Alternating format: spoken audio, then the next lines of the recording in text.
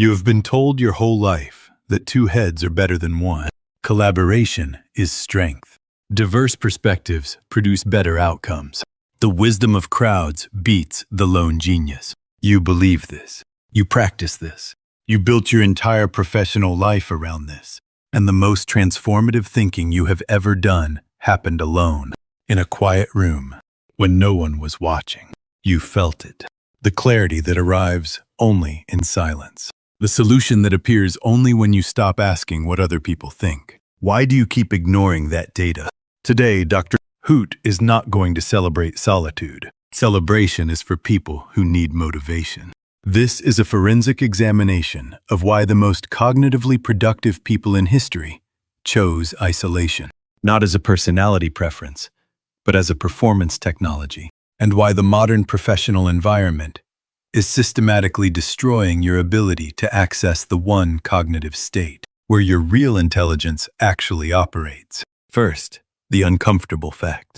Group brainstorming, the standard, accepted, celebrated format for generating ideas in virtually every organization, has been studied extensively since the 1950s. The consistent finding across decades of research: groups produce fewer ideas than the same number of individuals working alone. And the ideas groups produce are, on average, less original. This is called production blocking. In a group, only one person speaks at a time. While others speak, your brain switches from generating to monitoring, tracking the social dynamics, managing your impression, preparing your response. Your generative capacity is offline. You are performing collaboration, not doing it. Worse, the ideas that gain traction in groups are not the best ideas. They are the safest ones. The ones that require the least social courage to propose. The ones familiar enough to earn consensus. Groupthink is not a bug in collaborative thinking. It is a feature. It is exactly what social cognition is designed to produce. Convergence, agreement, cohesion. That is excellent for group survival. It is catastrophic for original thought. Collective intelligence regresses to the social mean. Now understand what deep work actually is, because most people use the term without understanding the mechanism. Focused, solitary, distraction-free work activates the brain's default mode network, the internal processing system responsible for insight, synthesis, and the formation of novel connections between disparate concepts. This network does not activate on command. It activates during low stimulation, low social demand conditions. It requires your brain to be, in a very specific sense, bored with external input. When you are in back-to-back meetings, responding to messages, collaborating in real time, your default mode network is suppressed. You are in reactive mode, fast, efficient, shallow. The deep network that generates original thought is offline. You cannot think your best thoughts in the conditions that modern work has normalized. Here is exactly how smart people fail at this and why their intelligence makes it worse. Pattern 1. The availability trap. High performers are in demand. Their input is wanted. Everywhere. Always. Immediately. And they comply. Because being available feels like impact. Every response, every meeting, every collaborative session creates visible, immediate evidence of contribution. The work that happens in solitude, the thinking, the synthesis, the deep construction of original frameworks leaves no immediate trace. It feels invisible, unproductive, self-indulgent. This is the attention residue problem, identified by researcher Sophie Leroy.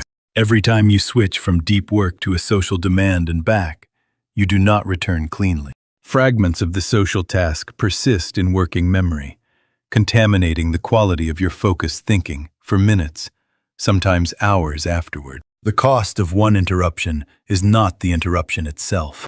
It is the 23 minutes of degraded cognitive performance that follows. Availability is not a virtue. It is a tax on your highest value work. Your countermove. Designate a daily unavailability block. Minimum 90 minutes. No messages. No meetings. No exceptions. You do not owe anyone an explanation for choosing to think. Pattern 2. The stimulation addiction.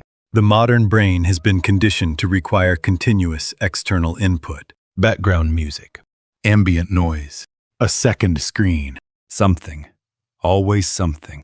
Silence has become physically uncomfortable for most professionals, not figuratively, neurologically. Research on default mode network activation shows that the capacity for deep, solitary thinking atrophies with chronic overstimulation. The neural pathways that support insight and synthesis weaken from disuse, exactly like a muscle. You are not distracted because you lack discipline.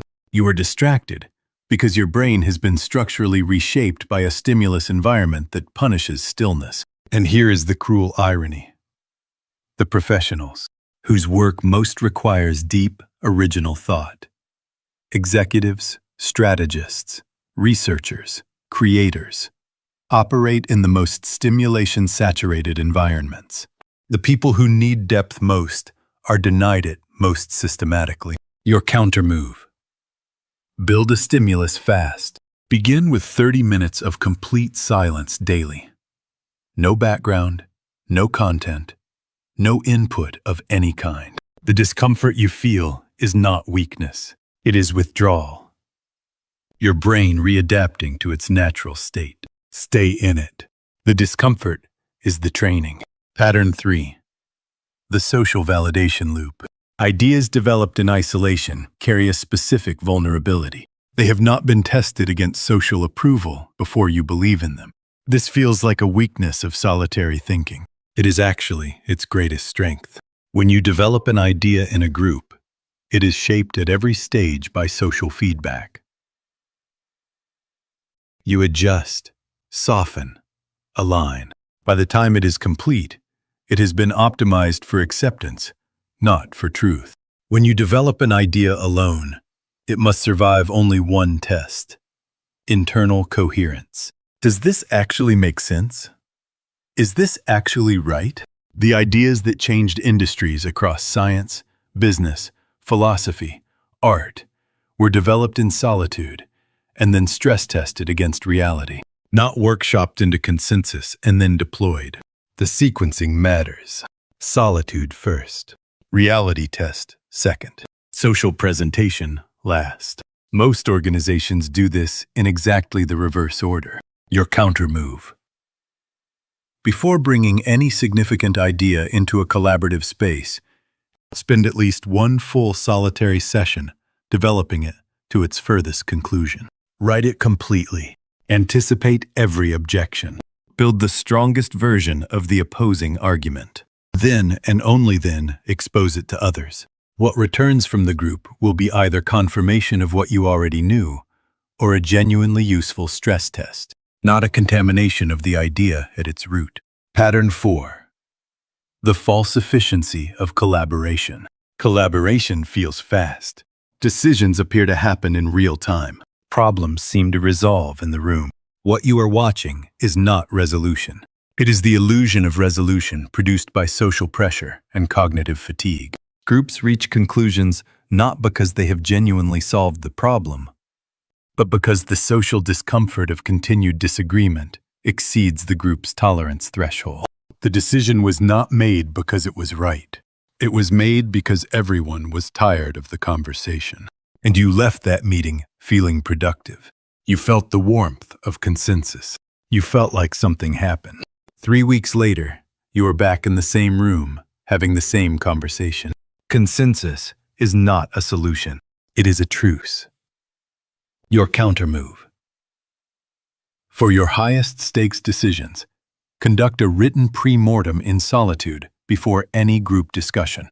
Alone, write the complete failure scenario. It is 12 months later.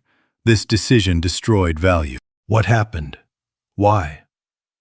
Build this analysis before the group contaminates the question. Bring it in as data. Watch what changes. Pattern 5.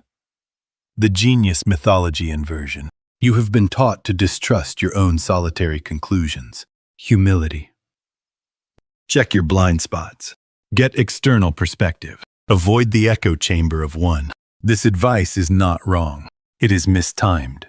The research on high-output creative professionals, scientists who made breakthroughs, founders who built category-defining companies, writers who produced lasting work, shows a consistent pattern. Their highest leverage thinking happened alone. Newton developed calculus and the laws of motion during 18 months of enforced isolation during the plague of 1665. Darwin spent decades of solitary walking on his thinking path before publishing. Wozniak built the first Apple computer working entirely alone, late at night, after everyone went home. They did not avoid collaboration. They sequenced it correctly. Solitude is not where you hide from the world. It is where you build something worth showing it. Your countermove. Track your insight log for 30 days. Every time a genuine original idea or solution arrives, note where you were, who was with you, and what conditions surrounded it. At the end of 30 days, read the list. The pattern will be unambiguous. Protect what it reveals. Now connect the full picture. The availability trap, the stimulation addiction, the social validation loop, the false efficiency of collaboration, the genius mythology inversion, they all converge on the same truth. Depth requires distance, and distance has become the most socially discouraged behavior in professional life. The professionals who produce disproportionate output, ideas that compound, frameworks that spread, work that outlasts them, are not more talented than their peers. They are more ruthless about protecting the conditions in which their talent actually functions. You cannot do your best thinking in a crowd. You have always known this.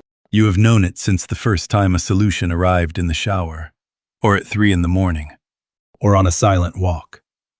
Not in a brainstorming session, not in a message thread, not in a meeting. Your best self does not perform on demand in public. Your best self emerges in silence. The question is not whether you believe this. The question is whether you are willing to defend it. Next episode, we examine a specific cognitive weapon that most smart people encounter every day and walk directly into. Every conversation you have is being structured by someone. The question is whether that someone is you. The top performers do not answer questions. They replace them.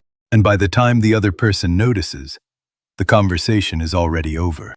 If you want to know exactly how that works, you already know what to do.